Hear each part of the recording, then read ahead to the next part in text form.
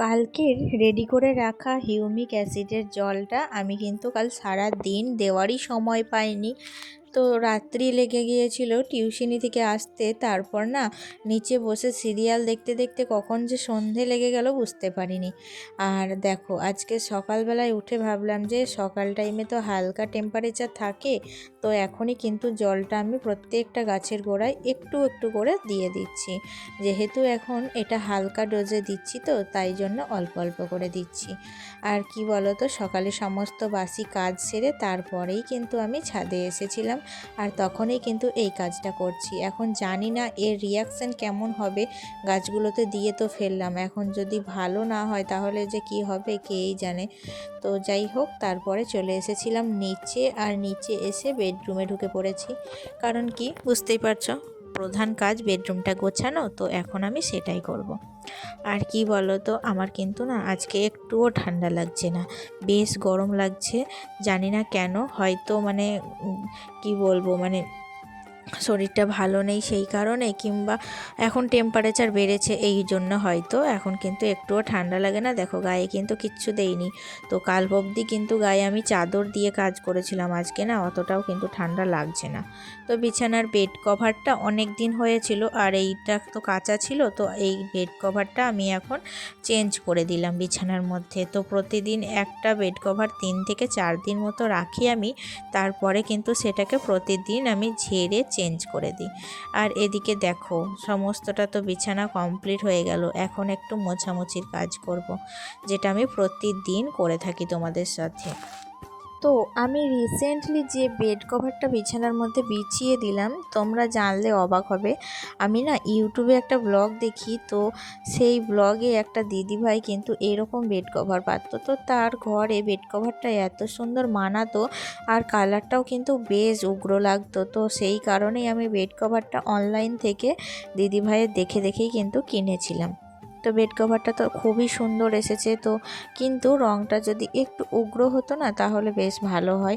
কিন্তু সুতির চাদর দেখবে সমস্তটা কাচাকুচি করতে করতে একসময় রং চলে যায়, এটাই কিন্তু হচ্ছে এদের প্রবলেম। তাছাড়া কিন্তু সব সময় কটনের বেড কভার ভালোই হয়।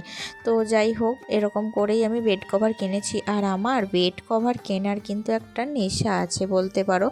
যত অনলাইনে আমি যখন ফাঁকা টাইমে বসে থাকি, শুধু বেড কভার দেখে চলে যায় যে কোন বেড কভারটা ভালো লাগবে আমার ঘরে, কোন বেড কভারটা মানাবে, এরকম করে কিন্তু দেখে চলে যায়। সেগুলোকে কিন্তু উইশ করে রেখে দিই যে একদিন আমি কিনবই এই সমস্ত বেড কভার, আর আমার ঘরে কিন্তু প্রতিদিন একটা একটা করে নতুন বেড কভার বিছিয়ে রাখবো। তো জানি না কবে সেটা কমপ্লিট করতে পারবো, কিন্তু আমার ইচ্ছা আছে, আমি কিন্তু করবই। আর ইচ্ছা থাকলেই তো সব কিছু করতে পারে মানুষ, ইচ্ছা থাকলেই কিন্তু উপায় হয়। তার জন্য ধরতে হবে কি বলো তো বন্ধুরা, ধৈর্য। তো ধৈর্য হচ্ছে মেন। তো এক্ষুনি যে আমাকে সমস্তটা করতে হবে তার কোনো মানে নেই, ধৈর্য ধরে সময় নিয়ে ঠিক যখন হওয়ার তখন কিন্তু সেই কাজটা ঠিক সময় হবেই। এটা আমি মানি এবং মেনে চলি বলেই কিন্তু আজকে এই জায়গায় পৌঁছাতে পেরেছি। তো দেখো, তার সাথে বেশ কিছু সোয়েটার চাদর সমস্তটা ছিল, বাবুর স্কুল ড্রেস সবগুলো ভাঁজ করে আমি কিন্তু এখন ওয়ার্ড্রবের মধ্যে রেখে দিলাম। আর বেডরুমটা গোছানো প্রায় কমপ্লিট, এখন শুধু একবার শেষের বেলায় ঝাড়ুটা বুলিয়ে নেব, তাহলেই আমার ঘর গোছানোর কাজ কমপ্লিট হয়ে যাবে, আর আমি চলে যাব রান্নার কাজে।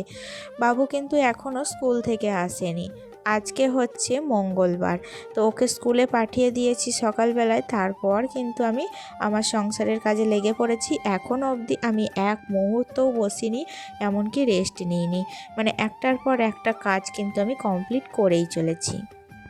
আমাকে রিঙ্কা হোম টাউন ব্লগ থেকে দিদিভাই কমেন্ট করেছে, প্রথম কমেন্ট পড়ে তোমার পুরো ভিডিওটি দেখে নিলাম। থ্যাংক ইউ সো মাচ দিদিভাই, এভাবেই পাশে থেকো, তোমাকে অনেক অনেক ধন্যবাদ। আর জানো তো, অনেক দিন ধরে একটা বাঁধাকপি কিন্তু আমার ফ্রিজের মধ্যে রাখা ছিল, তো সেটাকে আর করা হয়েই উঠছিল না। যেহেতু আমি বাঁধাকপি ফুলকপি এগুলো তো আমার খাওয়া বারণ, তবুও এখন একটু আধটু খাওয়া হয়ে যাচ্ছে জানো তো। জানি না থাইরয়েডটা আবার বেড়ে গেল কিনা, পরে 2 মাস পর চেক করব। তো সেই কারণে বাঁধাকপিটার করা হয়ে উঠছিল না, তো আমি ভাবছিলাম শুকিয়ে যাচ্ছে যখন আজকে করেই ফেলি। আর ফুলকপিও আছে একটা ফ্রিজে, কিন্তু ফুলকপিটা আজকে আর করলাম না।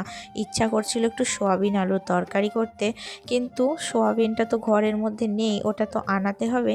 তো সেই কারণে ভাবলাম যে একটু আলুর দম বানাবো, তো সেটারই রেসিপি তৈরি করছি। দেখো এদিকে কিন্তু আলুগুলো ভালো করে লাল লাল করে ভেজে মশলার মধ্যে কষিয়ে টোটালি যেমন মাংস রান্না করে তো ওই রকমভাবেই কিন্তু আমি সমস্তটা রান্না করেছি। তার সাথে করেছিলাম একটু আমের চাটনি, নতুন ফল আর আম। আমরা মেয়েরা তো টক খেতে এত ভালোবাসি, তো আমার মতো টক খেতে, কাঁচা আম, থেঁতা, কুল, এগুলো খেতে তোমরা কে কে ভালোবাসো আমাকে কমেন্টে জানিও। জানো তো একটা দুঃখের কথা কি বলবো, তো আমার বাবার বাড়িতে একটা কুলের গাছ ছিল, তো প্রতি বছর কিন্তু আমি গিয়ে এই টাইমে কুল খেতাম বা কুল নিয়েও আসতাম। তো ওই গাছটা কেটে দেওয়ার পর থেকে প্রায় 2 বছর হয়ে গেল আমি আর কুলই খেতে পাই না। বছরের একটা স্বাদে একটা কুলের জন্য সেই চাতক পাখির মতো কিন্তু বসে থাকি, কিন্তু কুল আর পাই না। কারণ কারণ আমি হচ্ছে এখানকার গ্রামের বউ, কোথায় যাব কুল আনতে, কেই বা আমাকে এনে দেবে? তো সেটার জন্যই এই সমস্যায় আমাকে ভুগতে হচ্ছে। আর ওই কুলটা না আমি আশেপাশে কোথাও বাজার হাটে দেখতেও পাই না, বেশিরভাগই তো ওই নারকেল কুলগুলো দেখতে পাই। তো সেই কারণে ওই কুলটার কেনাও হয়ে ওঠে না। দিয়ে এবছর না আমি একটাও কুল খেতে পাইনি, আমার কিন্তু ভীষণ মন খারাপ। তো যাই হোক, তোমাদের সাথে কথা বলতে বলতে দেখো আলুগুলো কিন্তু কষা কমপ্লিট হয়ে গিয়েছে। এখন কিন্তু প্রেসার কুকারে ভরে মাত্র 4টে সিটি মেরে নেব, তাহলেই রান্নাটা কমপ্লিট। আর ভাতটাও ফুটে গিয়েছে, ভাতটাও কিন্তু আমি নামিয়ে নেব। তো এরকম করেই আমার রান্নাটা কমপ্লিট হয়ে গেল আজকের মতো। আর যেই রান্না কমপ্লিট আমি ভাবছিলাম যে কখন বাবু চলে আসবে, তো হঠাৎ করেই দেখছি যে বাবু কিন্তু ঘরে ঢুকছে। আর ওর ঢোকার জন্যই আমি তাড়াহুড়ো করে সমস্তটা কাজ কমপ্লিট করারই চেষ্টা করছিলাম। বাবুর আজকে স্কুলে কি হয়েছে জানো, বাবু কিন্তু এসে সেই ঘটনাটা বলছে। আর এখানে দেখো যুবসাথীর ফর্ম ফিল আপ চলছে। আমার হাজব্যান্ড মানে যে যখনই আসছে ফর্ম নিয়ে তখনই কিন্তু তার ফর্ম ফিল আপ করছিল। সেই মুহূর্তে বাবু এসে বলছে যে ওর স্কুলে নাকি এক বান্ধবী, সে নাকি তার কম্পাসটা ভেঙে দিয়েছে, এই ঘটনা। তো সেটাই কিন্তু সে এসে বলছিল। বাবুর একটা অভ্যাস কি বলতো, স্কুলে যেটাই হবে বাড়ি ফিরে কিন্তু সকলকে সেটা আগে বলবে, তারপর অন্য কাজে যাবে। তো তারপর তো তাকে ছাড়ানো, ড্রেস, তারপর তাকে খাওয়ানো, এমনকি স্নান টান সবই করিয়ে দিলাম। রান্নাটাও কমপ্লিট হয়ে গিয়েছিল। আর এখন কিন্তু গ্যাস ওভেনটাও মুছে দিয়েছি, তারপর নিজেও স্নানটা সেরে নিয়েছিলাম। আর আজকে কিন্তু সকাল সকাল রান্না হয়ে গিয়েছিল, তাই দেখো স্নান টান করে শাড়ি পরে নিয়েছি একেবারে, যেহেতু টিউশনি যাব। তারপর ওই যে বেশ কয়েকটা জামা ছিল আমার হাজব্যান্ডের, তো সেগুলো না আয়রন করা কবে থেকে হচ্ছিল না, তো ভাবলাম যে আজকে সেই কাজটা করে ফেলি। তাড়াতাড়ি রান্না যখন হয়েই গিয়েছে, হাতে কিন্তু অনেকখানি টাইম রয়েছে, তাই জন্য আমি এই কাজটা এখন করতে লেগেছি। আমাকে স্মাইলি দীপা অ্যাকাউন্ট থেকে দিদিভাই বলেছে খুব ভালো লাগলো, জানো তো আমিও ব্লগ করি। আমিও বলবো দিদিভাই তুমি এইভাবেই এগিয়ে যাও, দেখবে একদিন ঠিক সফলতা পাবে। আর অসংখ্য ধন্যবাদ আমাকে কমেন্ট করার জন্য, আমার পাশে থাকার জন্য। এছাড়া আমাকে রথিকা লেট আমাকে অ্যাকাউন্ট থেকে দিদিভাই কমেন্ট করেছে যে জানো তো আমিও ব্লগ করি, তো তোমাকেও কিন্তু অনেক অনেক শুভেচ্ছা রইলো, তুমিও কিন্তু সামনের দিনে আরও এগিয়ে যাও। বিয়ের আগে থেকেই কিন্তু আমি আয়রনটা মানে শেখার খুবই চেষ্টা ছিল। তখন কিন্তু বাড়িতে আয়রন ছিল না আমার বাবার বাড়িতে। তো তারপরে আয়রন যখন কিনলো, তখন আস্তে আস্তে আয়রন করাটা শিখে নেওয়াতে এখন আর কোনো অসুবিধা হয় না। তো বিয়ের পর আমার কাছে আয়রন করতে গিয়ে মাত্র একটা শাড়ি কেবল পুড়ে গিয়েছিল, তাছাড়া আমার হাতে কিন্তু কম জিনিসই পড়ে, তো জিনিস পড়েই না বলতে পারো। ওই যে একবার মিস্টেক হয়েছিল, সেটাই কিন্তু আমার একমাত্র এখনও অবধি লাস্ট পরা। তো ওই শাড়িটা কিন্তু আমি তারপরে রিপো করে নিয়ে এসে ওই যে বাঙ্কারের পর্দাগুলো দেখতে পাচ্ছ, তো ওই পর্দাগুলো করে দিয়েছিলাম। তো যাই হোক, এদিকে দেখো আমার তো আয়রন করতে বেশ ভালো লাগে। আর একবার যে কোনো কাজে যদি মন দিয়ে করে ফেলি না, তো মনে হয় সেই কাজটাই কমপ্লিট করব, তারপর আমি অন্যান্য কাজে যাব। তো এদিকে কিন্তু আমি চৌকির মধ্যে আয়রনটা করছিলাম। তো চৌকিতে তো তেমন একটা বিছানা কিছু পাতা নেই, তো একটু অসুবিধা হচ্ছিল, তবুও আয়রনটা কিন্তু বেশ ভালো হয়েছে। তোমরা কাছ থেকে দেখলে বুঝতে পারবে আমি কিন্তু মানে কোনো অংশ বাদ দিই না। এমনকি শাড়ি বলো, জামা বলো, যে কোনো মানে জিনিসই আমি আয়রন যখনই করি একবারে প্রত্যেকটা কোণা থেকে আরম্ভ করে প্রত্যেকটা জায়গায় কিন্তু আমি আয়রনটা বোলাই, যাতে জামাটা কিন্তু পারফেক্টভাবে আয়রন হয়। তো সেই কারণে তারপরে টিউশনি গিয়েছিলাম খাওয়া দাওয়া করে, আর একেবারে টিউশনি থেকে ফিরে সেই জামা কাপড়গুলো তখন তার ভরা হয়নি, তাড়াহুড়ো করে চলে গিয়েছিলাম।